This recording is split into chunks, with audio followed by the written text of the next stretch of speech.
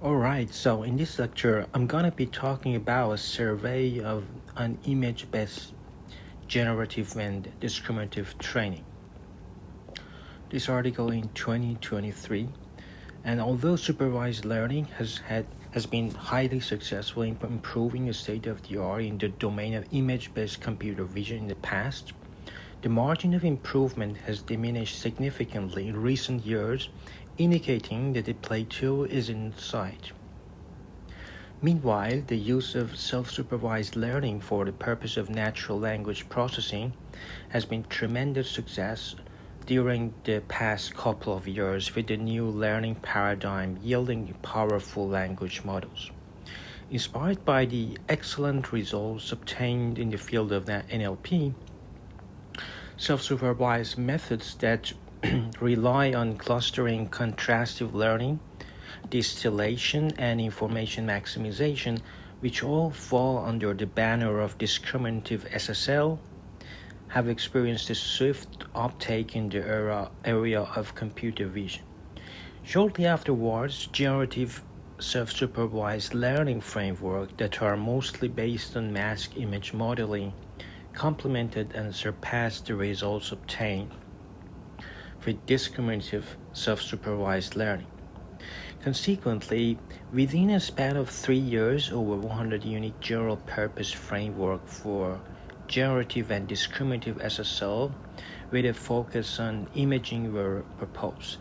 In this survey, we review a plethora of research efforts conducted on image-oriented SSL, providing a historic view and paying attention to the best practices as well as useful software packages. While doing so, we discuss pretext tasks for image-based SSL, as well as techniques that are commonly used in image-based SSL. Lastly, to aid researchers who aim to contributing to image-focused SSL, we outline a number of promising research directions.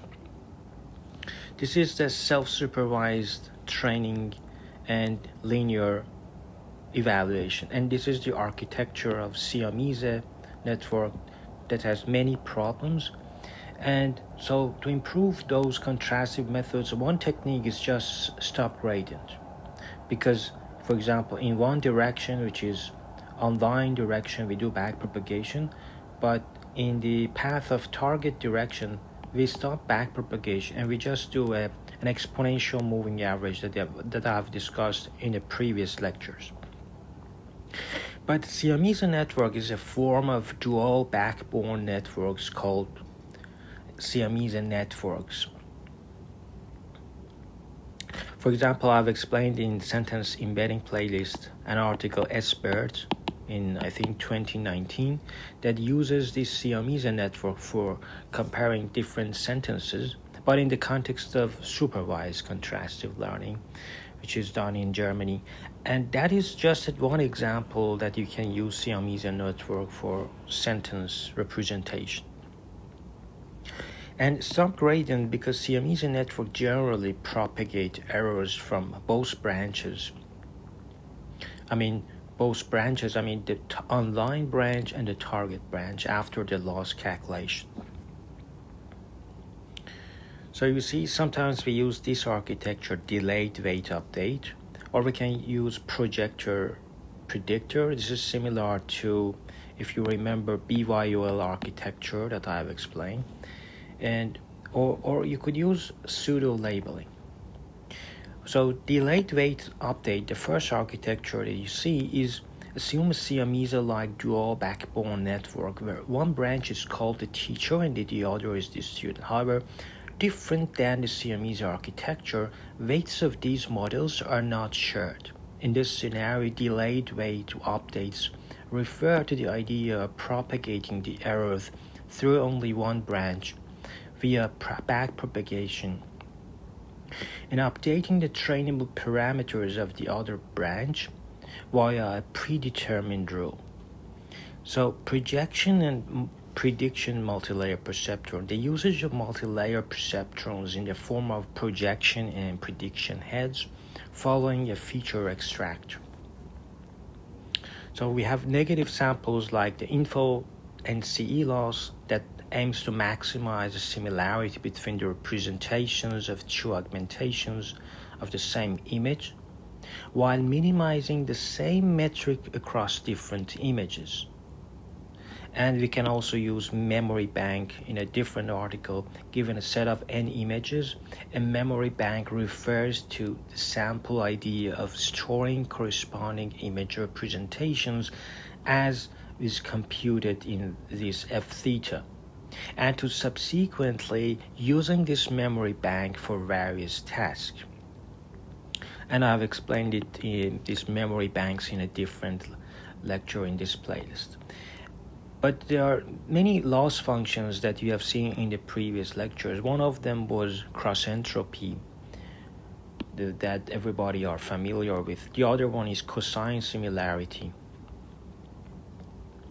Or you can also use noise contrastive estimation, which is a loss that has a low value when two input images are similar and large value when they are dissimilar. A fundamental loss that enables contrastive training for image-based SSL is info NCE, which is a modification of NCE. And info NCE can be defined using 2n instances of n images in a single batch. Because you have a batch of positive and the corresponding positive, so it becomes 2n. And I've explained this info NCE loss in a different lecture. But you can consider it as a information maximization that was proposed in 2021, and is a unique method of self-supervision is to maximize the information content of the embeddings. Both projection and predictions. Compared to previously discussed losses that maximize information content of embeddings are not only unique but also much more complicated. For example, the loss of Viceray, a popular information maximization framework, can be defined using two batches of n image embeddings coming from two branches of a Siamese-like network. Then the Viceray loss is defined as, so we have an invariance term, we have variance term and covariance term. And of course, we have some hyperparameters always too, because it's a trade-off between these. And the invariance term aims to learn invariance to data transformations by making Q and Q prime similar. The second term is variance term, which variance term aims to prevent norm collapse by giving components of Q and Q prime a standard deviation, which is gamma here. And it is defined as a hinge loss. The covariance term, the final term, the covariance term strives to remove correlation between different components of Q and is this sum, which is over the off-diagonal elements of the d-dimensional covariance matrix. And I've explained this paradigm of this model called SWAV, and there are other approaches for self-supervised learning. It's a huge number of articles in this area.